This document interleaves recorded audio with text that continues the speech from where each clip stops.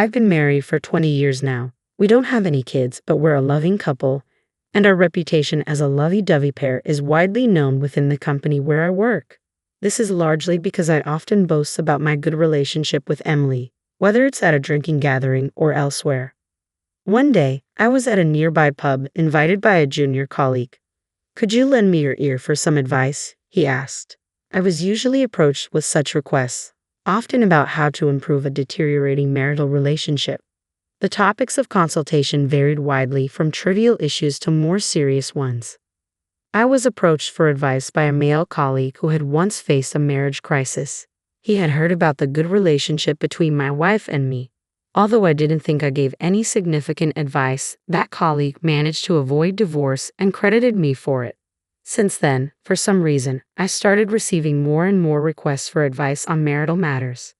A healthy marital relationship is an essential factor in enhancing productivity at the company. Given my position as the HR manager, I couldn't ignore such consultations. Depending on the content of the consultations, there were times when I couldn't help but wonder why someone would ask about certain things. However, when my colleagues come to me for advice, they all have a serious look on their faces. That's why I always take these discussions seriously and engage with my colleagues honestly. As a reference, I sometimes consult with Emily for insights from a female perspective. People often say that after 20 years of marriage, couples stop communicating, but that doesn't apply to us. So I never thought I would end up facing a divorce crisis. It happened one day when, as usual, I had received a consultation regarding marital issues and came home a little late. It was around 9 p.m., but all the lights in the house were off. I called out to Emily as I opened the front door, but there was no response. Emily, a full-time homemaker, rarely left the house at the time I returned. I remembered that she had mentioned having a dinner gathering with her college friends that day, but she had said she would be back by 8 p.m. Is the inside of an empty house always this quiet? I thought to myself as I ventured into the living room. When I turned on the lights, Emily was indeed nowhere to be found. That's when I noticed a piece of paper placed on the table. As I read the message written on it, I was shocked. "Thank you for everything. Get along well with that person." It was written. It was a message indicating our breakup. That person undoubtedly referred to another woman. It was apparent that I was suspected of infidelity. However, I had no idea who that person could be. I felt uneasy, but I decided to call Emily. No matter how many times I called, Emily didn't answer, and it didn't go to voicemail. I reluctantly sent a message through WhatsApp, but it remained unread for a long time. I also sent emails, but there was no reply. In desperation, I decided to call Emily's family home. My call, which was a rare occurrence, seemed to surprise my mother-in-law. "Is something wrong, Matt?" From the tone of her voice, I had a feeling Emily wasn't at her parents' house. I had assumed she had returned there. If Emily wasn't at her parents' house, I hadn't thought about how to explain the reason for my call. "Oh no, it's just that Emily was undecided about what to get for Mother's Day, so I thought I could ask you secretly without letting her know." I couldn't help but blurt out those words. However, I felt the awkwardness in that makeshift and cramped excuse. "We'll still think it over together, after all." Without waiting to hear my mother-in-law's response, I hastily hung up the phone. Emily didn't come back the next day either, not a single call or message from her. With no clues about Emily's whereabouts, I spent the entire day feeling restless and anxious. It was the evening of the second day since Emily had disappeared. The doorbell rang, and the sound echoed through the quiet house.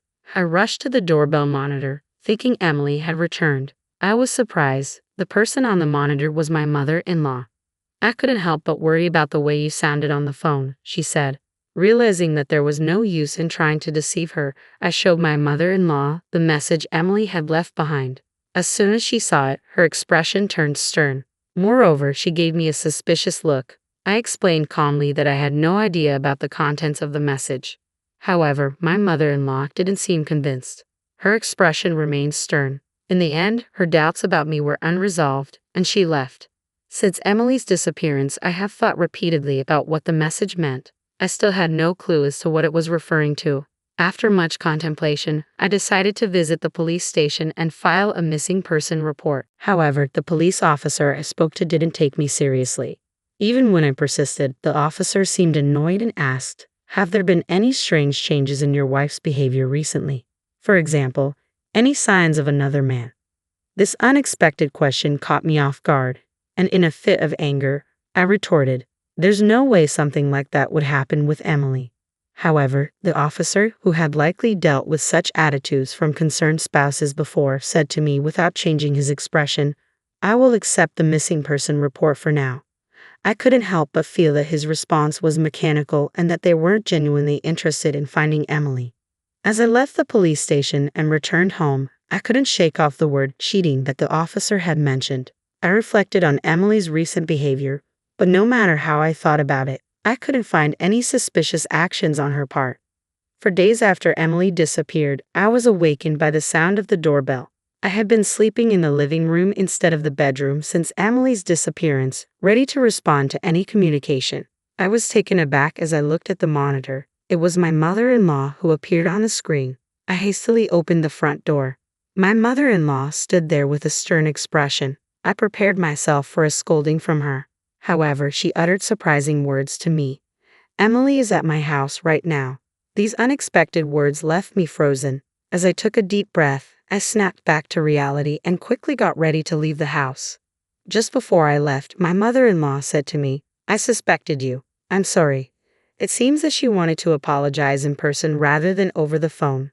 Her expression had been stern because she likely felt sorry for me. As I rushed to Emily's parents' house, I contemplated the situation. The last time my mother-in-law visited my house, Emily was probably at her parents' place. Emily must have suddenly returned home and explained the situation to her. My mother-in-law had likely come to my house to hear the truth directly from me. She might have intended to interrogate me rigorously depending on the circumstances. However, seeing my flustered state at that moment, she might have doubted the accuracy of Emily's words and left without saying anything. Today she probably heard something from Emily and came to apologize. With these thoughts in mind, I hurried to Emily's parents' house. It was about a 20-minute walk from my house, but I wanted to confirm Emily's safety as soon as possible, so I ran. When I arrived, Emily saw my face, apologized, and burst into tears loudly. I felt at a loss for words, somewhat comically disoriented. Finally, when Emily regained her composure, she began speaking quietly. After hearing her story, I felt all the tension leave my body. The reason she had left home was a complete misunderstanding on Emily's part. On that day, it seemed that Emily saw me while she was on her way home after finishing dinner with her friends. I was walking while carrying a small child with a woman in her early 30s beside me. "They looked just like a real parent and child," Emily muttered. Hearing that, I remembered the day when Emily spotted me. On that day, I had received a consultation from a junior colleague and had a discussion with his wife in the evening after work.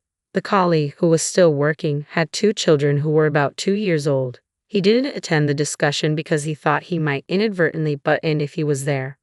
The reason the couple's relationship began to deteriorate was that they started having heated arguments due to the wife's constant complaints about him coming home late from work every day. At that time, he was heavily involved in a significant project, especially during its final stages, which required him to work late into the night. When he returned home, he was always exhausted and had no patience to listen to his wife's words.